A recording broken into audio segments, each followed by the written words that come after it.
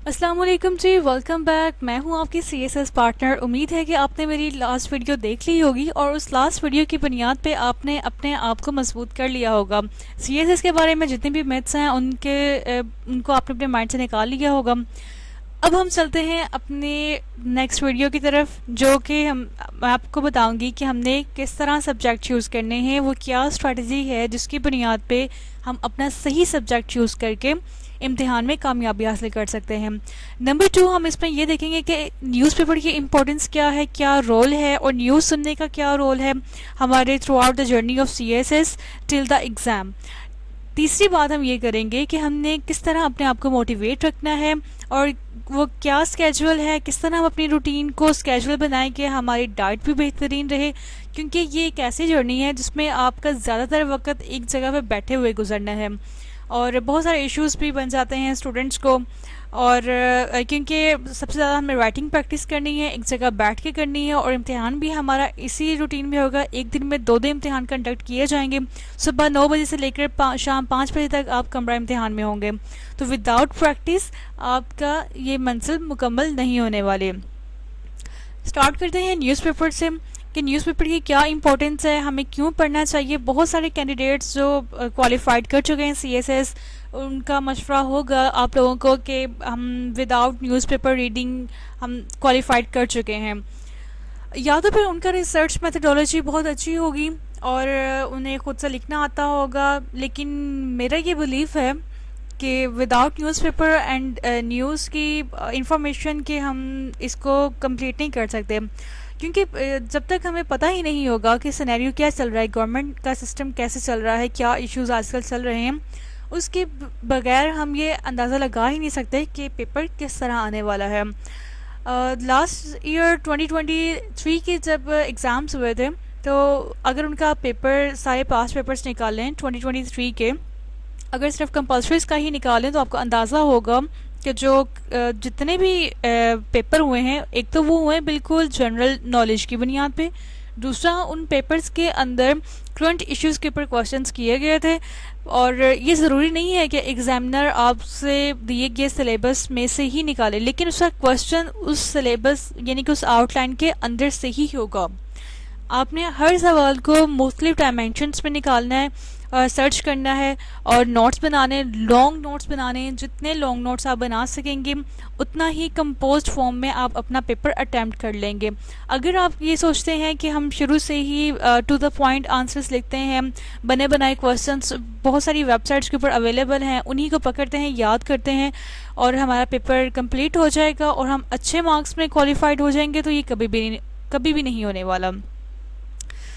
Back to the point कि newspaper की क्या इंपॉर्टेंस है। न्यूज़पेपर की ये इंपॉर्टेंस है कि जब आप ज़्यादातर लोग डाउन न्यूज़पेपर को प्रेफर करते हैं, लेकिन मेरा सजेशन ये है कि आप डाउन न्यूज़पेपर तो लाजमी लगवाएं अपने घर में, डेली रूटीन में आपके पास आए, आपके हैंड में वो पेपर हो और आप उसको फील करें, उसकी इम्पोर्टेंस को। रीडिंग हैबिट आपकी अच्छी होगी। दूसरा, आप जब आप कंटेंट पढ़ रहे होंगे और ओपिनियन का, एडिटर इसका, आप जब डिफरेंट आर्टिकल्स पढ़ रहे होंगे तो आपको अंदाज़ा होगा कि किस एक्सप्रेशन को किस तरह हम लिख सकते हैं।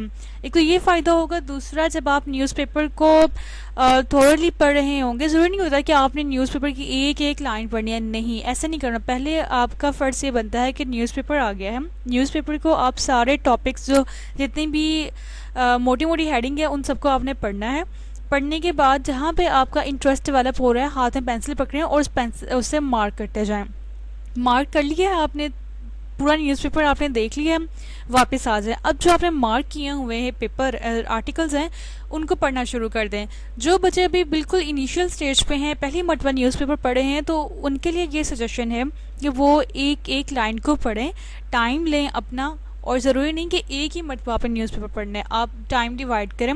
सुबह पढ़ लिया, कुछ दोपहर में पढ़ लिया, कुछ शाम में, कुछ रात में पढ़ लिया, या ठीक है सारा काम कर लिया। रात को अपना स्टेमिना मेंटेन रखें और रात को अब 2-3 घंटे लगा लें, आप न्यूज़पेपर पढ़ लें, क्योंकि इतना टाइम लगेगा।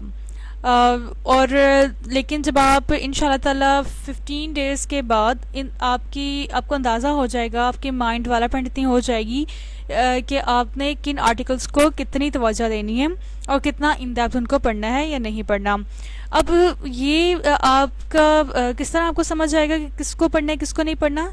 न्यूज़ जब आप सुनेंगे, शाम को आप सुन लें, सारा दिन की कितनी हाइलाइट्स थी उनको आप देख लें, उससे आपको अंदाज़ा हो जाएगा आजकल क्या स्नैर चल रहे हैं, इकोनॉमी के क्या हालात हैं, अगर पाकिस्तान के रीजनल इश्यूज़ हैं, अगर पाकिस्तान के इंटरनेशनल लेवल पे इश्यूज़ हैं, दूसरे कंट्रीज़ के साथ इस्लामिक कंट्रीज़ के साथ क्या इश्यूज़ हैं, और कौन कहाँ मुलाकात करने गया, उसके क्या रिज़ल्ट्स रहे, तो ये आपको पता चल जाएगा।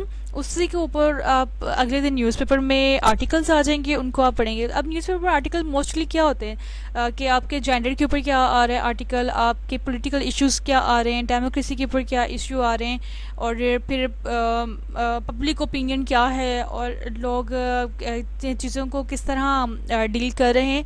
ये सारी आपके ऑटोमेटिकली बनता एक स्केड्यूल आपके माइंड में तैयार होना शुरू हो जाएगा कि मैंने अपने पेपर की तैयारी में किन किन टॉपिक के ऊपर स्मार्टली अपने सिलेबस को लेके जाना है और हार्ड वर्क उनके ऊपर करना है।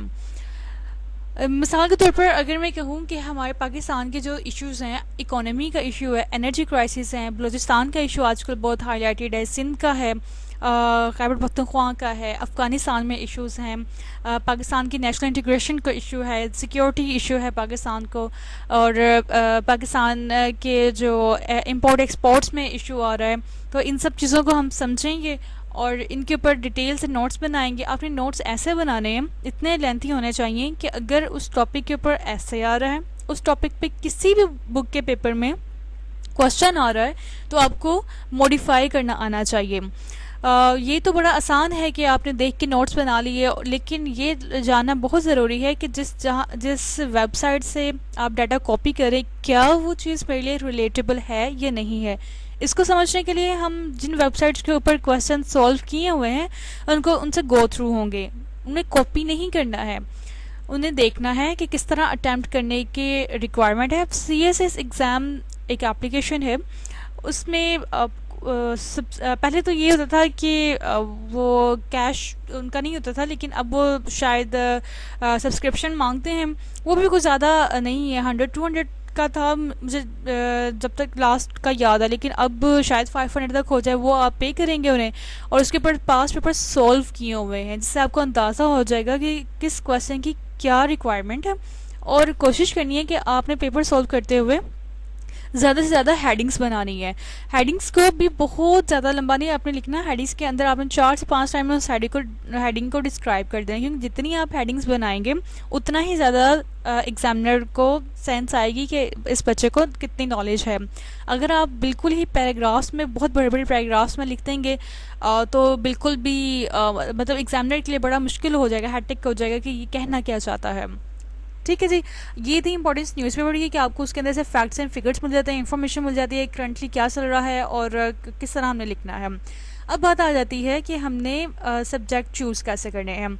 आप गूगल पे सर्च करते हैं कि कौन कौन से ऑप्शनल्स हैं, सारे ग्रुप्स आ गए हैं। सारे ग्रुप्स आपने देखने हैं कि कौन कौन सा सब्जेक्ट कितने कितने मार्क्स का है। फिर आपने सारे एक दफ़ा रीड कर लिए कि अच्छा ये सारे ऑप्शनल्स हैं, नोट डाउन कर लें। अब नोट डाउन आपने उन सब्जेक्ट्स को, मिसाल के तौर पर हमारे पास 10 सब्जेक्ट हैं दिए गए हमें, जिनमें से हमने 6 चूज़ करने हैं।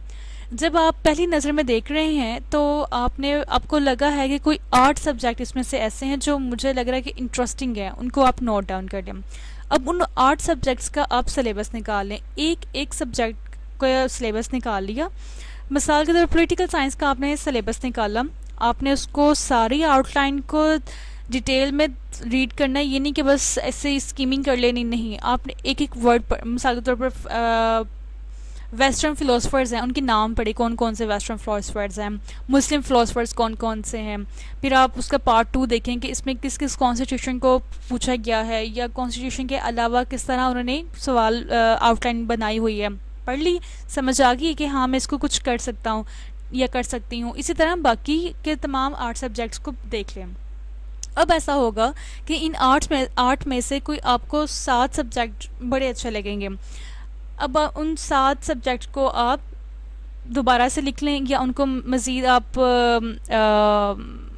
आउटलाइन उनका बना लें, यानी कि उनको मार्कर से निशान लगा लें कि ये सब्जेक्ट मुझे ज़्यादा अच्छे लगे हैं। थर्ड स्टेप आपने क्या करना है, तो थर्ड स्टेप में आपने पास्ट पेपर्स निकाल लेने हैं। पास्ट पेपर्स आप निकाल लें, 2016 से ना जाएं, बेशक आप जाएं 2020 का पेपर निकाल लें, 2021 का पेपर निकाल लें, 22 का और 23 का निकाल लें। जब आप पेपर निकालेंगे, और मैं इस चीज़ को समझती हूँ कि जब आप पेपर सिलेबस देख रहे थे, तो सिलेबस देखते हुए कुछ ना कुछ आपके माइंड में आइडिया डेवलप हो गया था कि इस तरह का सवाल आ सकता है इस टॉपिक के ऊपर।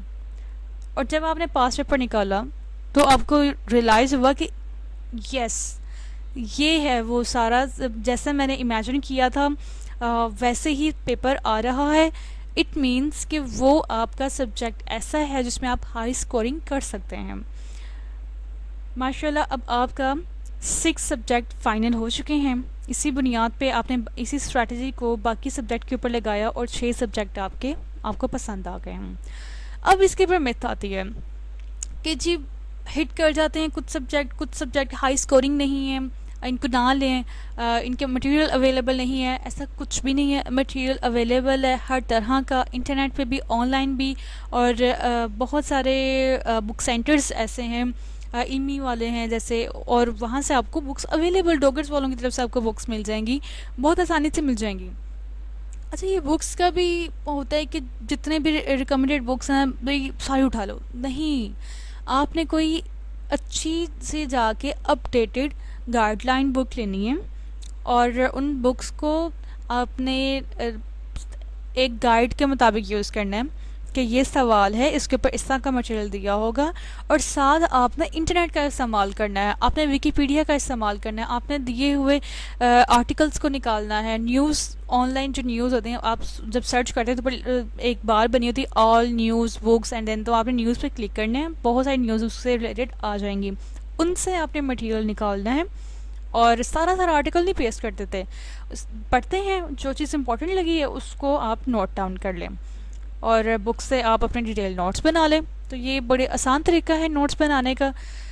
फिर उसके बाद आदि अपने आप को मोटिवेट कैसे रखना है अपने, तो याद रखिएगा कि a dream without goal is nothing. जब आप ड्रीम देख रहे हैं, आँख खुली, ड्रीम ख़त्म, लेकिन जब आपका गोल है तो वो गोल सामने रहेगा और आप मोटिवेटेड रहेंगे।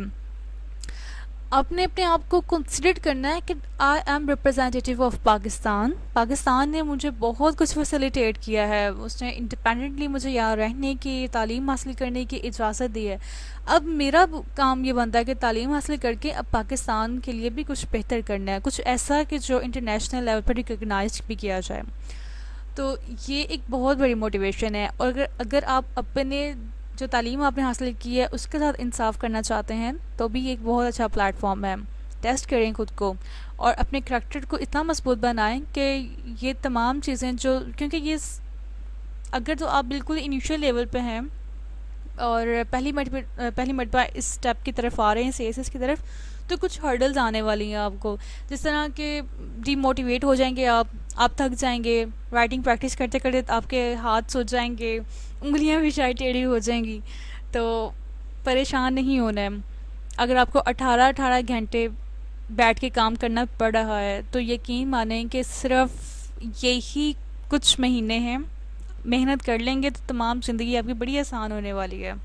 और ये इतना खूबसूरत सफ़र है कि इसकी आपको खुद ब खुद ही आदत हो जानी है, और इम्तिहान देने के बावजूद भी आपके अंदर लर्निंग की एक ऐसी हैबिट, एक ऐसी ट्रस्ट डेवलप हो जाएगी कि आप कहें कि मुझे मज़ीद पढ़ना है, बुक्स को रीड करना है और जानना है, दुनिया को डिस्कवर करना है।